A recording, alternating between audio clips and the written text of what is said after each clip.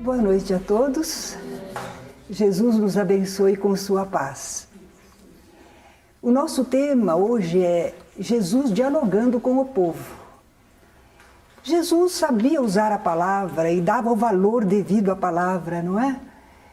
Fosse assim uma simples pergunta e resposta, fosse uma conversa mais demorada, Jesus sabia empregar o tempo e a palavra. É maravilhoso nós podermos nos comunicar, não é? Às vezes não damos valor a esta comunicação que possuímos, que Deus nos deu o aparelho fonador, a inteligência para usar, não é? E podemos então trocar nossas ideias com os semelhantes e nem sempre usamos adequadamente, mas Jesus sabia valorizar a palavra, não é? É um instrumento divino de comunicação. E nós vamos ver então algumas situações em que Jesus demonstra o aproveitamento de uma pequena conversa, de uma parte. Por exemplo, certa vez Jesus estava pregando à multidão e uma senhora, uma mulher, ficou muito entusiasmada com a pregação de Jesus e disse: "Bem-aventurada aquela que te concebeu e os seios que te amamentaram." Eu achei muito curiosa essa citação no Evangelho, porque quando a gente assiste programas assim dos espanhóis, eles têm muito esse costume. Quando eles se entusiasmam com uma pessoa, um artista que está cantando ou uma mulher dançando, eles dizem: "Bendita seja tua mãe", não é? É assim que eles falam, extravasando o seu entusiasmo. Mas Jesus respondeu: "Antes bem-aventurados são os que ouvem a palavra de Deus e aguardam." Porque veja, aquela mulher estava achando que Maria, a mãe de Jesus, era feliz porque ela teve um filho como aquele, não é? Então é um orgulho, uma felicidade para a mãe. Mas Jesus quis inverter a situação. A verdadeira felicidade para nós, seres espirituais, não está nos merecimentos de outro. A felicidade de Maria como espírito era simplesmente por ser mãe de Jesus? Não, não é. Ela entendia a vontade de Deus e a cumpria. É aí que nós temos a nossa felicidade verdadeira, não felicidade de empréstimo, não é? Numa outra oportunidade, foram contar a Jesus que Pilatos, o governador romano, não é? Havia mandado matar uns galileus no momento em que eles estavam fazendo sacrifícios. Que coisa terrível! Quer dizer que o sangue deles se misturou com o sangue dos animais sacrificados. Deve ter causado muito impacto na época. É mais ou menos como quando a gente lê esses jornais, não é? Que dizem que se apertar sai sangue, não é? Se espremer sai sangue. Então era um fato terrível para eles. Imagine, eles estavam lá nos sacrifícios e foram decapitados mortos à espada por Pilatos, não é? Então a notícia correu e contaram isso para Jesus. Que será que Jesus respondeu diante dessa situação? Pensais que esses galileus eram mais pecadores do que todos os outros galileus por terem padecido essas coisas? Não eram, eu vou-lo afirmo. Se, porém, não vos arrependerdes, todos igualmente perecereis. Mas todo mundo ia ser passado a espada por Pilatos? Não, então por que Jesus falou dessa maneira? É porque aqueles homens morreram sem esperar, inesperadamente. Nós todos sabemos que vamos desencarnar um dia. Mas é curioso que a maior parte das pessoas, quando vem a enfermidade e a desencarnação, parece que a pessoa foi apanhada de surpresa. Não estava preparada, não estava conscientizada, não havia cumprido os seus deveres, não é? É isso que Jesus está falando. Aqueles galileus que sofreram aquela morte pela espada, não eram mais culpados do que outros galileus ali da cidade, não é? Mas se as pessoas que estavam ali comentando o fato, se elas não se conscientizassem, não se arrependessem, elas também morreriam da mesma maneira, quer dizer, estando despreparados. Pareceria que era inesperadamente, é nesse sentido, não é? Então, se não modificarmos nossa conduta moral, a desencarnação nos apanhará tão despreparados espiritualmente quanto aqueles que sofrem morte súbita e inesperada. Numa outra oportunidade, Jesus estava na casa de um dos chefes dos fariseus. Era uma refeição e o pessoal convidava Jesus para a refeição e ali então tinha oportunidade de conversar mais à vontade, não é? E nessa oportunidade, Jesus acabara de falar da recompensa dos justos na ressurreição. Quer dizer, as pessoas justas, corretas, quando ressurgiam espiritualmente, a felicidade que elas iriam desfrutar, não é? Jesus falou isso e um dos comensais exclamou: feliz aquele que comer pão no reino dos céus.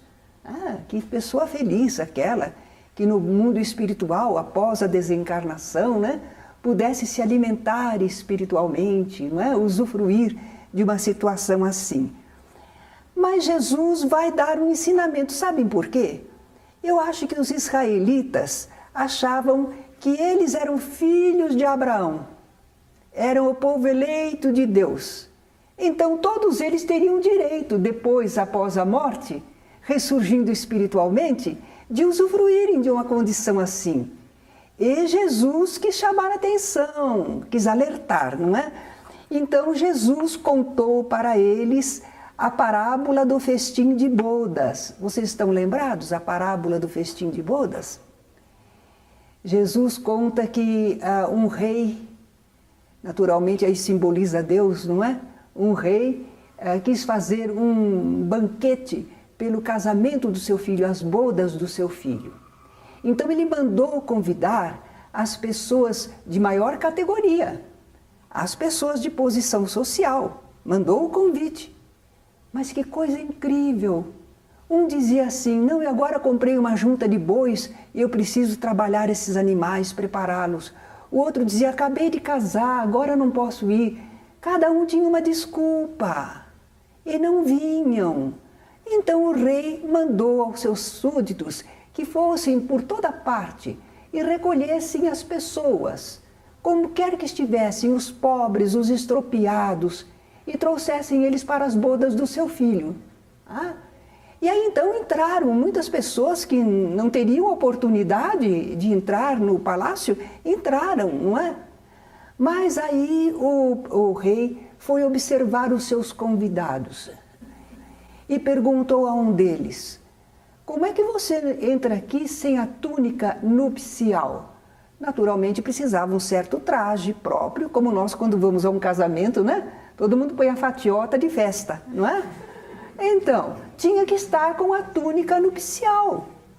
Imagine, teve a oportunidade de entrar no palácio para as bodas do filho do rei e nem se prepara. Como é que você entrou aqui sem a túnica? Então, mandou lançá-lo fora. Naturalmente que nós espíritas sabemos que se trata do perispírito. O perispírito é que é a nossa veste fluídica e que deve estar bem preparada, luminosa, não é? Para nós estarmos no banquete espiritual. É um simbolismo. Se a gente não se preparar, não terá condições de permanecer no banquete espiritual. Foi o que Jesus falou, por causa da recompensa dos justos na ressurreição. A gente não pode perder de vista por que Jesus falou isso, não é? Então, há umas pessoas que têm condições para maior comunhão espiritual. São pessoas que são inteligentes, são pessoas que não estão com problemas kármicos. Essas pessoas seriam as primeiras convidadas, não é? Para o banquete espiritual. Mas às vezes elas não querem, estão ocupadas no mundo, com as coisas do mundo, não é? Então a misericórdia divina manda buscar todos, mesmo que não tenham categoria. Aí entramos nós, não é? Estamos tendo a oportunidade. Não somos categorizados, mas a misericórdia de Deus mandou então oferecer a oportunidade a nós. Imagine se sabendo disso a gente nem se prepara. Olha nós aqui na Casa Espírita, não é? Olha que oportunidade de conhecimento, de aprimoramento moral. Será que nós vamos preparar a nossa túnica nupcial? Ou será que a gente vai usufruir da Casa Espírita, das esperanças, tudo, mas a gente não se esforçou? Aí quando a gente ressurgir espiritualmente, não dá para ficar, meu filho, ainda não dá para ficar, volta lá, vai consertar, não é? Bem, além desses apartes, comentários, também Jesus escutava pedidos do povo, né? Olha o que um homem pediu: mestre, dize a meu irmão que reparta comigo a herança. A gente aprende, por exemplo, que o primogênito, o primeiro nascido, tinha mais direito que os outros irmãos. Ele recebia a mais, a parte dele era maior. Os outros recebiam uma fração, mas ele recebia mais. Uma metade ou um terço, não é? Então, a gente fica pensando, coitado do homem, se ele está pedindo para o irmão repartir a herança com ele, é que o irmão está segurando a herança, né? Diz assim que se reparte, o capital se perde, né? Não, deixa comigo, estamos aqui empregando, não é? Talvez ele tivesse razão, coitadinho. Mas será que ele não era apenas uma pessoa ambiciosa? Eu quero a minha parte, logo, não quero esperar não. Não é? Podia ser. Como será? Agora, o que Jesus respondeu? Homem, quem me colocou como juiz ou partidor entre vós? Quem foi que me pôs nessa situação de ser um juiz julgando essas causas materiais, não é? Guardai-vos de toda e qualquer avareza, porque a vida de um homem não depende dos bens que ele possui. Olha aí! Jesus não estava na Terra para decidir os casos de herança materialmente, problemas do mundo corpóreo. Porque ele não sentia, às vezes, a injustiça que alguém estava sofrendo? Sim, mas não são as nossas provas e expiações? Não é esse o campo. Jesus trabalha na alma das pessoas, não é? Então, veja bem, ele foi no ponto. Guardai-vos de toda e qualquer avareza, porque a vida de um homem não depende dos bens que ele possui. Você pode ter uma vida rica espiritualmente, estar progredindo, estar semeando a felicidade para você mesmo e os que lhe rodeiam, sem você ter dinheiro. Então, a nossa felicidade espiritual não depende de condições materiais, não é? E nós aprendemos nessa passagem a não pedir ao plano espiritual o atendimento de direitos materiais que se resolvem nos tribunais humanos. Imagine nós pedindo, né? Emanuel, olha, por favor, verifica lá para nós, tem um caso na justiça e o pessoal não está conduzindo muito bem, por favor, defende o meu direito lá. Eu acho que Emanuel vai dizer, quem me colocou por juiz ou partidor entre vós? Não é? Não é para isso. Eles exercem outro papel, fazem outra função, outro serviço muito importante junto a nós. Do consolo, do alertamento, da esperança, benefícios espirituais nas nossas condições espirituais, não é? A luta na vida material a gente vai batalhando. Numa outra oportunidade, uma mulher cananeia. Essa foi uma das poucas ocasiões em que Jesus saiu fora da Palestina propriamente dita, daquelas 4 regiões. Ele foi à região Cirofenícia. E lá uma mulher daquela região, cananeia, ela começou a ir atrás de Jesus, clamando para que Jesus tivesse piedade dela, que a sua filha estava muito endemoninhada. Então quer dizer que a filha sofria uma grande perseguição espiritual, estava obsidiada. E os apóstolos, vendo que a mulher não parava de clamar atrás deles, falaram com Jesus, mestre, não é? Atende a ela, não é? Porque vem clamando aí atrás de nós. Aí Jesus respondeu a eles: não fui enviado senão as ovelhas da casa de Israel. Bom, casa de Israel a gente já sabe que são os israelitas, não é? É o povo israelita. E Jesus diz que ele foi enviado somente as ovelhas, não são ovelhas, animais, são as pessoas, não é? As pessoas israelitas. Embora lá na região Sírio-Fenícia tinha israelitas morando lá, que tinham ido morar lá. Mas eles tinham conhecimento espiritual, eles tinham conhecimento das leis de Moisés, dos profetas, não é? E Jesus foi até lá para dar a oportunidade a essas pessoas que eram israelitas de ouvirem a mensagem, o convite da Boa Nova, não é? Porque essas pessoas tinham algum preparo. Havia um ponto de apoio onde Jesus ia falar. Jesus ia falar das leis de Moisés, ia falar uma série de coisas que aquele pessoal conhecia. Os outros povos dali não conheciam, não. Inclusive podiam adorar muitos deuses, não é? Bem, ele falou: não fui enviado senão as ovelhas da casa de Israel. A mulher, porém, aproximou-se, reverenciou, quer dizer, deu demonstração de respeito, de reverência e pediu: Senhor, socorre-me. Não é bom tomar o pão dos filhos e lançá-lo aos cachorrinhos. Eu acho que nós que somos muito orgulhosos, não é? Na hora que Jesus falasse assim para nós, está me chamando de cachorrinho? Não é? A gente já ia ficar contra, já ia fechar o coração, não é? Mas a mulher não. Sim, Senhor. Porém, os cachorrinhos comem das migalhas que caem da mesa dos seus donos. Uma migalhinha. Não é aquele alimento especial, mas uma migalhinha, né? Ó mulher, grande é a tua fé. A compreensão espiritual dela, não é? Faça-se contigo como queres. E desde aquele momento sua filha ficou sã. Nós aprendemos aí. Aquela mulher não era israelita. Não era. Aparentemente não teria o preparo espiritual. Mas a gente está aprendendo que as pessoas, não é só porque frequenta esta ou aquela religião que tem preparo espiritual, não é? Essa mulher israelita, que não era israelita, Sírio-Fenícia, ela demonstrou que tinha condições para receber o benefício que pedia. Humildade, ela reconheceu sua carência espiritual. Fé, ela tinha confiança no poder espiritual de Jesus.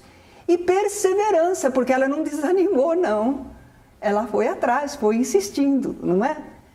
Então aprendemos nessa passagem que o nosso modo de pensar, sentir e agir é que nos dá condições e merecimento para sermos atendidos.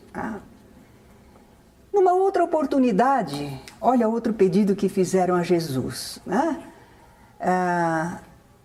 Jesus terminou de fazer uma oração, e um dos discípulos pediu a ele: Senhor, ensina-nos a orar, como também João ensinou aos seus discípulos. João Batista ensinara aos seus discípulos a orarem, não é?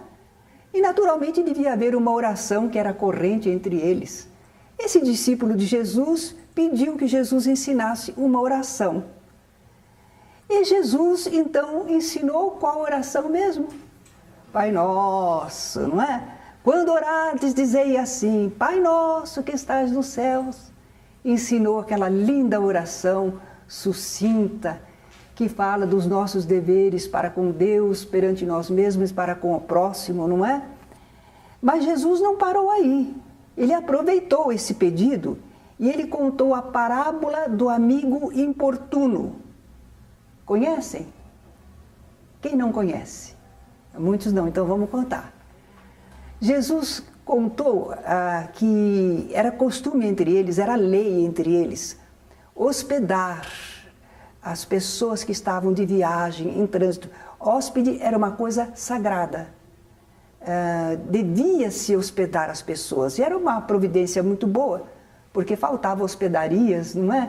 E as pessoas estavam por aquelas estradas, aquelas cidades, ficarem ao relento, né? Então, hóspede era uma coisa sagrada, né? Então, Jesus contou que um homem, no meio da noite, recebeu hóspedes. E ele não tinha pão para oferecer aos hóspedes. Ele foi na casa do vizinho, bateu a porta do vizinho. Ah, vizinho, por favor, abre, porque eu recebi hóspedes e não tenho pão para servir a eles, né? Mas o vizinho já estava deitado. Olha, eu já estou acomodado, as crianças já estão dormindo, não é? Não queria atender, mas o homem precisava para atender ao seu hóspede, era lei. Não podia falhar com isso. Então ele insistia junto ao seu vizinho, até que o vizinho falou, tá bom. Levantou e deu o pão que ele precisava. Por que Jesus contou essa parábola? Para mostrar para nós que é preciso insistência no pedido. Às vezes a gente pede uma coisa hoje, de manhã, à tarde já está pedindo outra, à noite já pediu outra, no dia seguinte é outra. A gente não persevera nos pedidos, porque também não são às vezes tão importantes assim, não é? Quando uma coisa for muito importante, a gente tem que perseverar na oração. Jesus estimulou a oração. Pedi e dar-se-vos-á, buscai e achareis, batei e abrir-se-vos-á. Olha aí como Jesus nos ensinou a orar. E ainda mais, ele comparou, vós sois maus, mas se um filho pedir um pão, você não dá uma pedra. Se pedir um peixe, você não dá uma cobra. Ora, se vocês que são maus sabem dar boas dádivas aos seus filhos, quanto mais Deus, que é perfeito, não é? Dará um bom espírito àquele que o pedirem. Olha lá, a gente pede, oh meu Deus, manda um bom espírito que me ajude. E Deus não vai mandar? Vai, não é? Não vai mandar nada de mal. Numa outra oportunidade, Jesus recebeu outro pedido. A mulher de Zebedeu. Ela era mãe de 2 dos apóstolos, Tiago e João, João evangelista, né? Tiago e João eram filhos dela. Ela era a mulher de Zebedeu. E essa mulher, muito interessada nos seus filhos, toda mãe é assim, não é? Procurando defender os filhos, foi e pediu, Senhor, faz e concede-me que os meus filhos se assentem, um à tua direita, outro à tua esquerda, quando estiveres no teu reino. Ela não queria nada, né? Os lugares mais importantes para os seus filhos, não é? Jesus respondeu, não sabeis o que pedis. Podeis vós beber o cálice que eu estou para beber? Ah, lembram quando ele vai dizer, Senhor, afasta de mim este cálice. Não é um cálice material, não. Né? É um simbolismo. Eu tenho que enfrentar, que sofrer certa situação. Vocês estão preparados para enfrentar a mesma situação? Para ter o mesmo lugar? Ué, estão querendo o mesmo lugar do lado de lá? Precisa ter as mesmas qualidades, não é? Eles não sabiam ao que Jesus estava se referindo, mas eles eram afoitos, jovens, né? Podemos. Que podemos? Coisa nenhuma, nem sabe, não é? Mas no futuro eles enfrentariam dificuldades testemunhando o seu amor à verdade, o seu amor a Jesus. Eles iriam testemunhar, não é? Então Jesus disse, bebereis o meu cálice, mas o assentar-se à minha direita e à minha esquerda não me compete concedê-lo. Não adianta ser amigo do rei. Do lado de lá não adianta ser amigo do rei, não é isso que dá o direito, não é? É para aqueles a quem está preparado por meu Pai. Como é que está preparado um lugar para alguém por Deus? De acordo com as leis. Se a criatura cumprir as leis, estiver dentro das leis, ela tem aqueles direitos, não é? O merecimento espiritual decorre do triunfo nas provações e testemunhos ante Deus, não é concessão de um espírito para outro. Não é um espírito que pode conceder a outro um lugar espiritual, né? Agora, houve uma reação dos outros 10 apóstolos contra aqueles 2. Eles estavam querendo os primeiros lugares, não é? Os outros não gostaram, se indignaram. Aí Jesus chamou a todos e deu um ensinamento maravilhoso. Sabeis que os governadores dos povos os dominam e que os maiorais exercem autoridade sobre eles. Não é assim entre vós. Pelo contrário, quem quiser tornar-se grande entre vós, será esse o que vos sirva. E quem quiser ser o primeiro entre vós, será o vosso servo. Tal como o Filho do Homem, que não veio para ser servido, mas para servir e dar a sua vida em resgate por muitos. Olha lá. No plano espiritual, para ser grande, para ter merecimento, tem que ser o servidor de todos, não é? E o exemplo estava nele, Jesus, que ele estava ali como quem serve e não para ser servido, não é? Os apóstolos também fizeram várias perguntas a Jesus em algumas ocasiões, não é? Jesus falou certa vez sobre o perdão, como agir quando um irmão falha conosco, peca contra nós, não é? E quando Jesus comentou isso, vocês estão lembrados dessa passagem? Mas antes disso, como é que chegou nesse assunto? Porque Jesus disse, se o teu irmão pecar contra ti, o que é que faz? Conversa com ele, você e ele. Se ele te atender, você ganhou o seu irmão. Mas se ele não te atender, o que você faz ainda? Chama 2 testemunhas. Porque na família, onde a gente trabalha, né, a gente diz, olha o que está acontecendo, ajuda aí, né? A gente vai procurar ajuda para solucionar o problema. Mas se ele ainda não atender, aí a gente fala a eclésia, a igreja, ao agrupamento profissional, agrupamento familiar, onde for, não é? E expõe o problema, o que está acontecendo. Se nem assim a pessoa se modificar, aí Jesus diz assim, bom, então você trata ele como um gentil, como um estrangeiro. Quer dizer, não é para ficar bravo, não é para agredir, não é para fazer vingança, simplesmente você não pode ter relação com ele. Relação amistosa, de continuar, não dá, não é? Porque a pessoa insiste num modo diferente. Não está dando possibilidade de convivência. Então, depois de Jesus ter explicado tudo isso, aí Pedro perguntou, Senhor, até quantas vezes pecará meu irmão contra mim e eu lhe perdoarei? Até 7. Alguns dizem que essa era a ordenação corrente entre eles, o ensinamento, não é? Perdoar 7 vezes. Mas Jesus disse, não te digo até 7, mas até 70 vezes 7. Dá 490, né?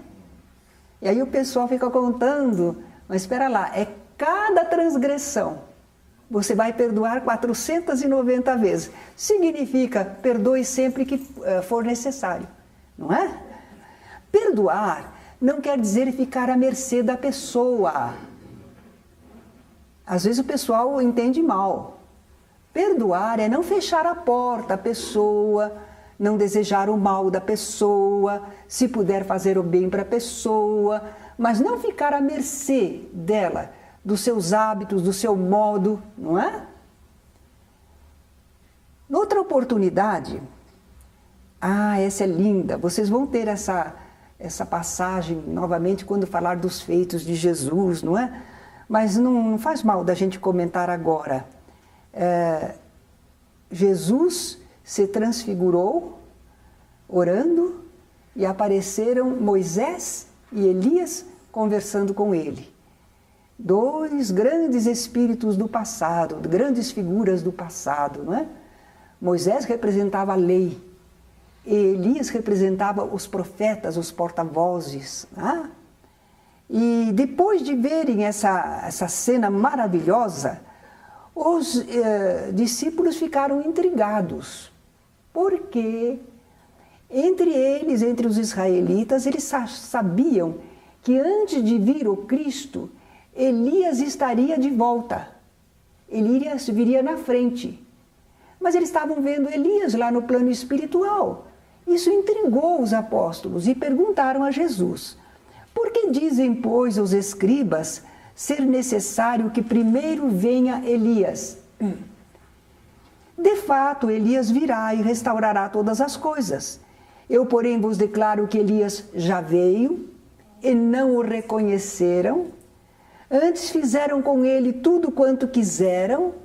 Assim também o Filho do Homem há de padecer nas mãos deles. Aí os discípulos entenderam que lhes falara a respeito de João Batista. Era para entender mesmo, não é? Quem veio antes de Jesus? João Batista. Quem foi sacrificado? João Batista. Então era ele, o Elias, que tinha de vir, né? Numa outra oportunidade, os apóstolos ficaram muito envergonhados porque eles não tinham conseguido afastar um mau espírito que assediava um pobre menino e o jogava na água e no fogo para o destruir, tirar-lhe a vida, não é? Não conseguiram. Mas Jesus, vindo depois, deu a ordem ao espírito e o espírito atendeu, não é? Muito bem. Aí eles perguntaram: Senhor, por que não pudemos nós expulsá-lo? Por que não conseguimos expulsar? Eles já faziam afastamento de espíritos, já. Mas aquele eles não conseguiram. Jesus responde: por causa da vossa pouca fé. Aí que a gente fica sabendo que a fé pode ser pouca, hein? Às vezes a gente tem, mas não é suficiente. Se tiverdes fé como um grão de mostarda, eu tenho em casa uma caixinha com alguns grãozinhos de mostarda. É pequenininho, a cabecinha de um alfinete. Mas cresce e fica um belo de um arbusto, dá até ninho para passarinho, né? Então, se tiverdes fé como um grão de mostarda, direis a este monte: passa daqui para acolá, e ele passará, nada vos será impossível. É uma linda parábola, é uma linda comparação que Jesus faz com o poder da fé. A fé é essa convicção espiritual, mas ela pode ser pequenina ainda, quer dizer, você não tem fé em tudo, não sabe todas as coisas, mas um certo ponto você sabe e você tem convicção. E apoiada nessa convicção, você tem a coragem de esperar, tem a coragem de falar o que precisa, tem a coragem de lutar para ver se a situação modifica, baseado nessa sua fé, não é? Mas se a fé for pouca, a pessoa desiste. A pessoa não consegue movimentar as energias, merecer atrair bons espíritos, não é? Porque tem fé, mas é um pouquinho assim, não tem perseverança, não é? Mas se a gente tiver fé, nada nos será impossível. Nada. Nada do que estiver dentro das leis de Deus. Claro, você está querendo fazer alguma coisa fora das leis de Deus? Não. Aquilo que estiver dentro das leis de Deus, e você com a sua convicção espiritual, você vai trabalhando e lutando e pensando e sentindo e vibrando, você vai abrir caminho. Não há nada impossível, né? Claro que nós vamos ter que contar com o tempo e às vezes até com reencarnações, mas que a gente consegue, não é? Houve mães que conseguiram, orando por seu filho e exemplificando e não abandonando o filho, conseguiram que ele se reequilibrasse na vida. Então depende dessa convicção. Agora há uma pequena observação lá. Esta casta não se expele senão por meio de oração e jejum. Às vezes a gente acha que isso vem de um comentarista. Outros dizem que não, é porque o evangelista ali não registrou, mas o outro registrou. A verdade é que eles têm essa informação. Esta casta de espírito, um espírito difícil como aquele, porque veja, se ele está assediando um menino, não é um corpinho novo que ele está está assediando o espírito, o adversário dele do passado. Então é coisa antiga, coisa profunda, que passou de uma vida para outra, não é? Então esse espírito que está com essa raiva em vingança, não se expele senão por meio de oração e jejum. É uma reza forte, uma reza brava? Oração é elevação do pensamento ao alto, não tem exorcismo. É quando o pensamento se eleva ao mais alto, não é? Oração. E jejum, jejum orgânico, não, às vezes você fica em jejum aí que você não tem força mesmo para fazer o afastamento do espírito, não é? Jejum moral, você não pode desgastar suas energias. Quando o pessoal aprende a aplicar passes na casa, a gente não orienta para que a pessoa venha em condições orgânicas, tudo, não é? Ela tem que ter energia para na hora ela fazer a transmissão. Então, para fazer o afastamento de um espírito, usando as suas energias, a pessoa não pode ter brincado, ficado irritado, se desgastou, foi gastando energia. Chega na hora, quer dar uma ordem para o espírito, não tem nem energia, certo? Não tem fluidos. Né? Então, oração e jejum, aí sim, a pessoa consegue realizar um afastamento de espírito, né? Para ser respeitado e atendido pelos espíritos inferiores, é preciso ter condições de convicção espiritual. Isso somente se consegue com conhecimento e vivência das leis divinas. Agora vamos ver umas respostas de Jesus aos seus adversários. Jesus possuía muitos adversários, mas ele era bondade, queria ajudar todo mundo, como é que tinha adversários? Toda pessoa que não queria o bem, toda pessoa que queria que continuasse o status quo da situação, eles via em Jesus um adversário. Não é que Jesus era contra eles eram contra Jesus, não é? Então Jesus sentia isso, sim, sofria isso, ação de adversários. Esses adversários fizeram muitas perguntas a Jesus, porque eles queriam apanhá-lo em falta. Em que falha? Que falta? Bom, contra a lei dos israelitas, para ver se ele falava alguma coisa fora de Moisés, se ele falava alguma coisa contra aquilo que estava consagrado entre eles, e também se ele falava alguma coisa contra os romanos. Porque aí eles não queriam, tinha que estar bem com os romanos, não podia agredir os romanos, não é? Então eles queriam ver se Jesus estava falando alguma coisa contra também. E Jesus respondia com santa paciência, não é? E inteligência, porque ele evitava as armadilhas e aproveitava para ensinar, não só aos adversários que tinham feito a pergunta, mas às outras pessoas que o estavam escutando também. Eis aqui uma pergunta: por que come o vosso mestre com os publicanos e pecadores? Um rabi, um mestre, comia com os publicanos, que eram coletores de impostos, vocês estão lembrados, né? E pessoas que eram consideradas de má vida, pecadores. E Jesus aceitava refeições com eles, comer junto com eles. Ele era um rabi, era um mestre, não é? Por que come o vosso mestre com os publicanos e pecadores? Eles perguntaram aos discípulos, mas Jesus respondeu. Jesus entrou na defesa. Os sãos não precisam de médico, e sim os doentes. Aquelas pessoas eram espiritualmente enfermas, carentes, não é? Elas precisavam do médico das almas, que era Jesus, não é? Quem está são não precisa.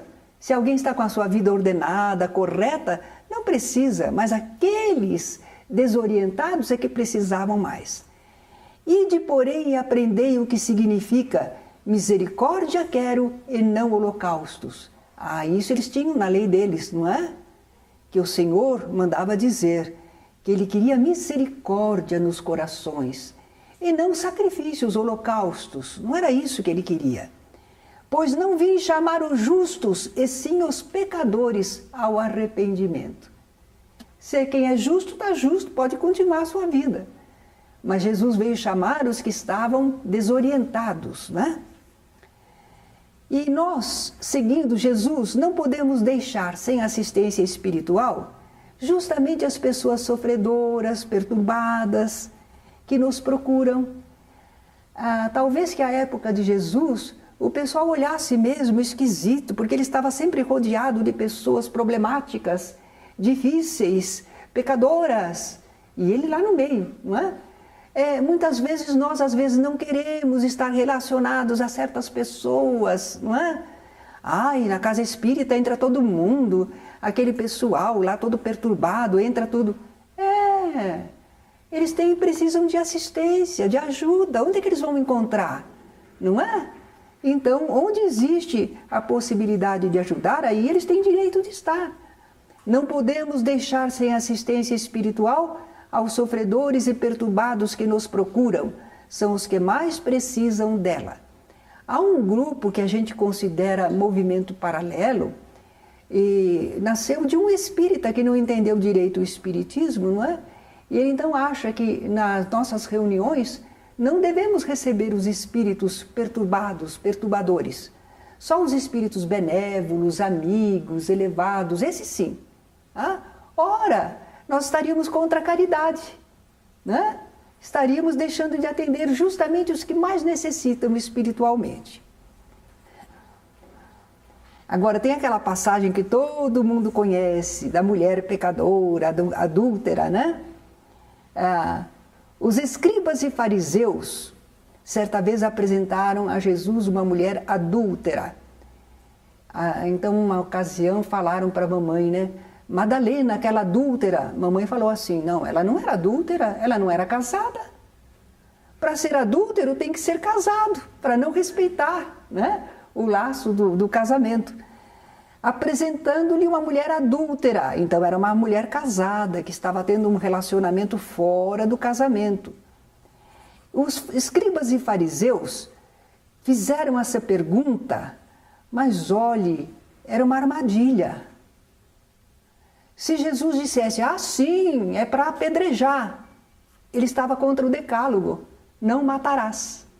Olha aí. Então eles queriam ver como Jesus responderia. Era uma armadilha. Mas Jesus respondeu, aquele dentre vós que estiver sem pecado, seja o primeiro que lhe atire a pedra.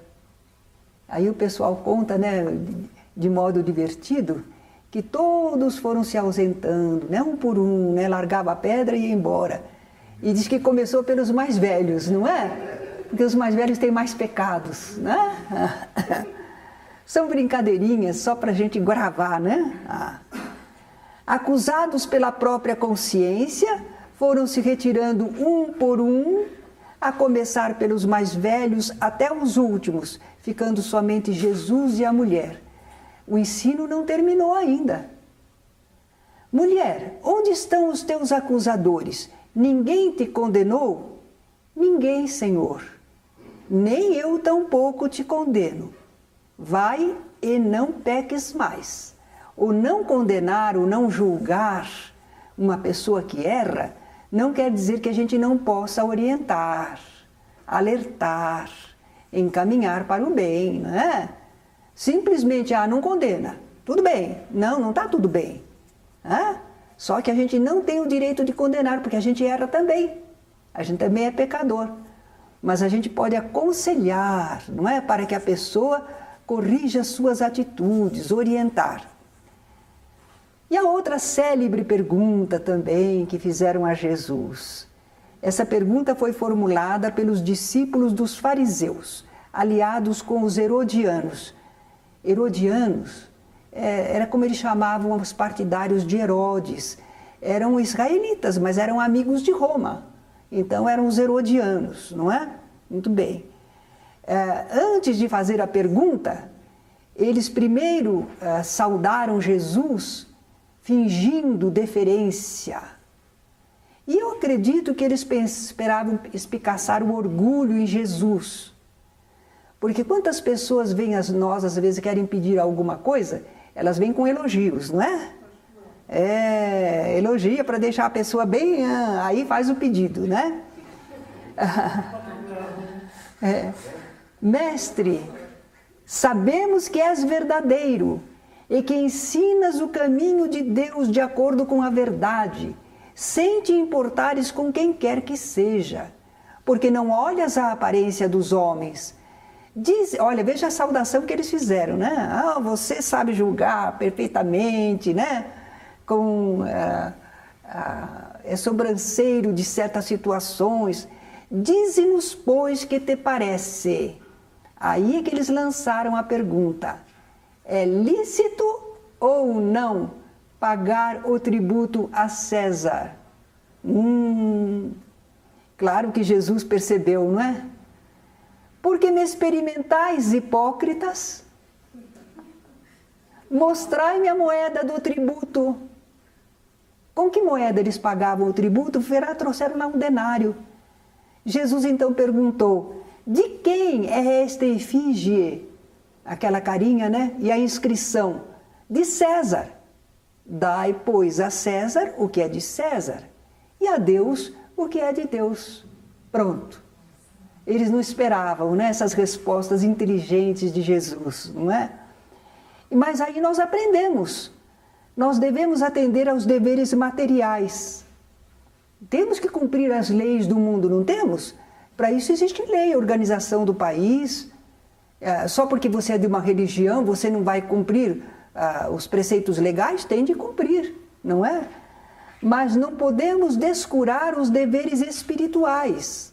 Uma coisa são deveres do mundo e outra coisa são deveres espirituais. Temos que agir com equilíbrio entre as necessidades materiais e as espirituais. Agora também tem uma pergunta muito interessante que foi feita pelos fariseus e também experimentando a Jesus. Essa frase também, essa resposta de Jesus é muito importante. É lícito ao marido repudiar a sua mulher por qualquer motivo? Essa foi a pergunta dos fariseus. Mas eles queriam experimentar o que é que Jesus ia dizer, né? E Jesus então argumenta: não tendes lido que o Criador desde o princípio os fez homem e mulher e que disse: por esta causa deixará o homem pai e mãe e se unirá à sua mulher, tornando-se os dois uma só carne? De modo que já não são mais dois, porém uma só carne. É o casal, não é? Quando bem compreendido, já é um grupo. Não quer dizer que fundiu a carne, mas constituiu agora um grupo, não é? Completou.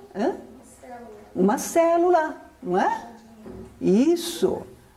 Portanto, o que Deus ajuntou, não o separe o homem. Argumentaram os fariseus: por que mandou então Moisés dar carta de divórcio e repudiar? Por causa da dureza do vosso coração é que Moisés vos permitiu repudiar vossas mulheres. Entretanto, não foi assim desde o princípio. Quer dizer, ao princípio, homem e mulher se uniam e era união estável, não é? Eu, porém, vos digo, quem repudiar sua mulher, não sendo por causa de adultério, e casar com outra, comete adultério. E o que casar com a repudiada, comete adultério. Nos dias nossos de hoje, está bem difícil a gente estabelecer isso, não é? Muito difícil. Porque Jesus está falando da questão do adultério, que realmente é uma falta grave. Mas homens e mulheres, às vezes, perdoaram o seu companheiro adúltero, né? Então, souberam perdoar.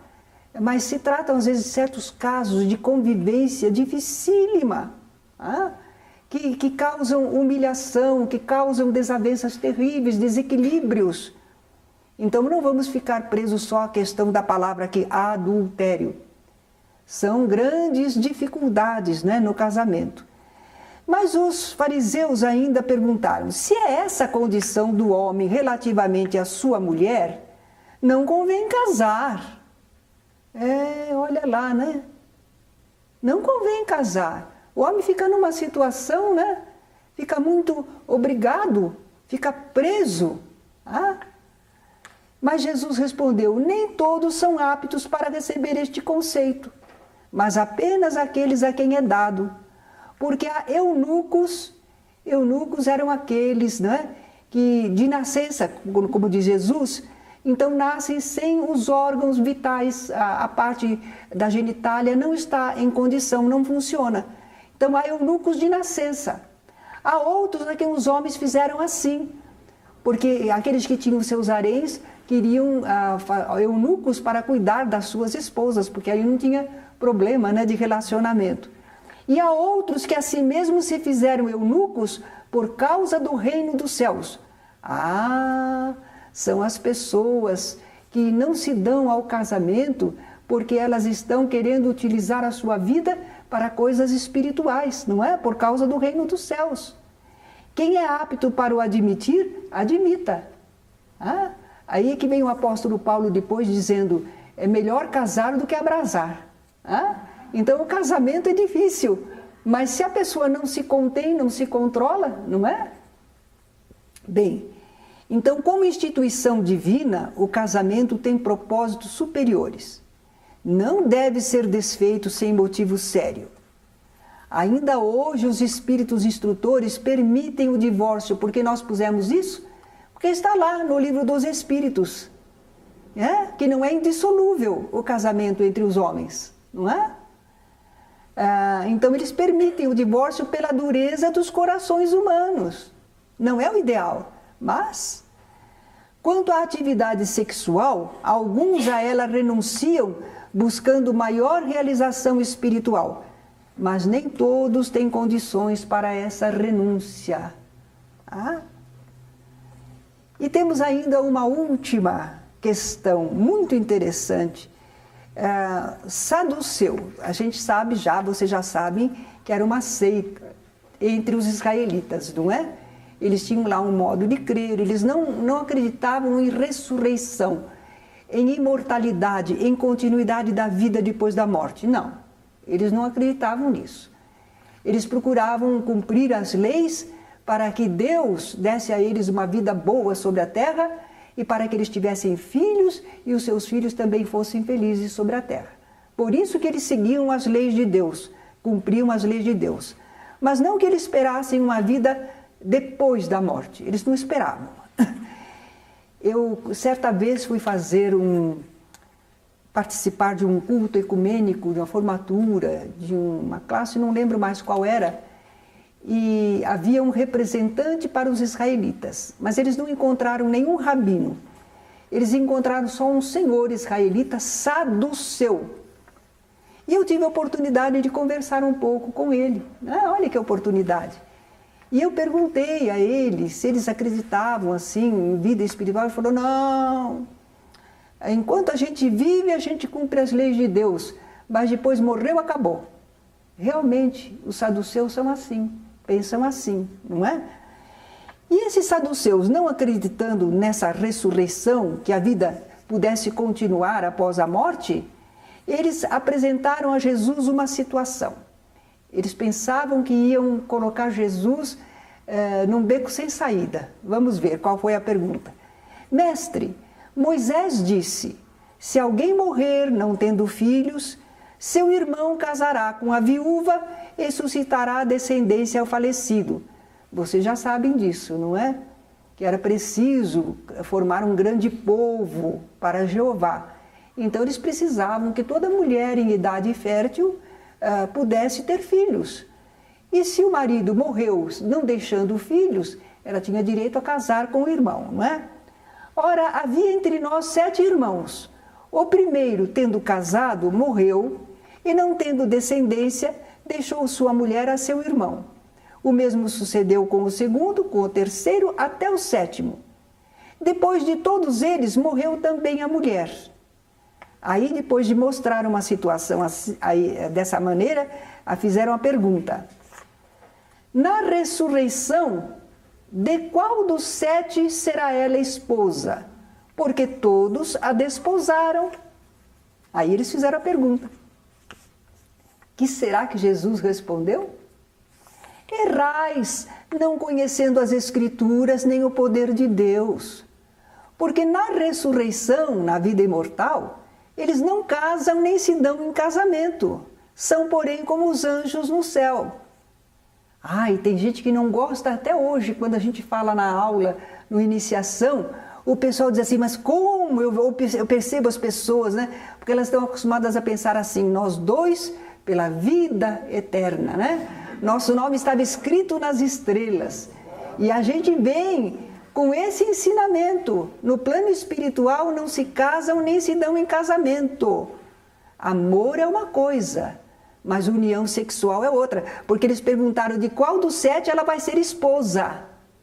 Esse é o problema, certo? Quanto à ressurreição dos mortos, não tendes lido que Deus declarou? Eu sou o Deus de Abraão, o Deus de Isaque e o Deus de Jacó. Abraão já estava morto. Isaque também. E Jacó também. Eram os patriarcas do povo.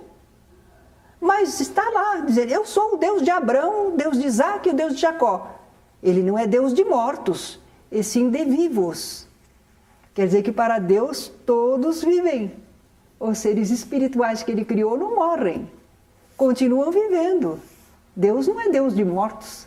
Porque Jesus está aproveitando para ensinar aos saduceus que a vida não acaba. Porque está falando, Deus está dizendo que Ele é Deus de Abraão, mas Abraão já não está mais aqui. Acabou. Deus de Isaque também já não está mais. O Deus de Jacó também não. Era Deus de mortos? Não, é Deus de vivos. Então nós aprendemos aí nesse caso que espiritualmente imortais, para Deus todos sempre somos vivos. Na vida espiritual perdurará o sentimento de amor, isso perdura, mas não as condições físicas do casamento. A gente nota isto ainda em espíritos muito apegados à matéria, né? Espíritos pouco evoluídos, que às vezes se apresentam no plano espiritual como querendo materializar as condições que tinham aqui na Terra. Então nós vimos nessa aula de hoje Jesus dialogando com o povo. Como é que ele dialogava, não é? Com inteligência, com paciência, aceitando adversários que colocam perguntas subreptícias para ver se ele se emaranha, não é? E aproveitando os apartes, as situações do povo, sempre a palavra dele era orientadora, esclarecedora, consoladora também, não é? E nós somos discípulos de Jesus, seguidores de Jesus. E temos também a possibilidade de falar. Nós temos a palavra, não é? Como é que nós vamos usar essa palavra? Vamos valorizá-la, empregá-la com justiça e amor, dizendo sim, sim, não, não. O que passa disso provém do maligno. É outro ensinamento de Jesus, não é? Sobre a palavra, sobre o uso da palavra. Na vida, quando a gente lê isso aqui no Evangelho, sim, sim, não, não, a gente pode tender a ser rígido. Não, eu sou sim, sim, não, não. Não é bem isso que Jesus está falando, não é? Temos que entender. E a gente notou que Jesus usa maleabilidade, não é? Ele não fala de um modo duro, de um modo taxativo, de um modo acusador, ele não fala. Raramente, só quando ele fala dos escribas e fariseus hipócritas, túmulos caiados, não é? Mas normalmente ele dialoga com o povo, ele conversa com os adversários, ele busca inteligência, mexe com o pensamento deles para ver se eles entendem melhor, não é?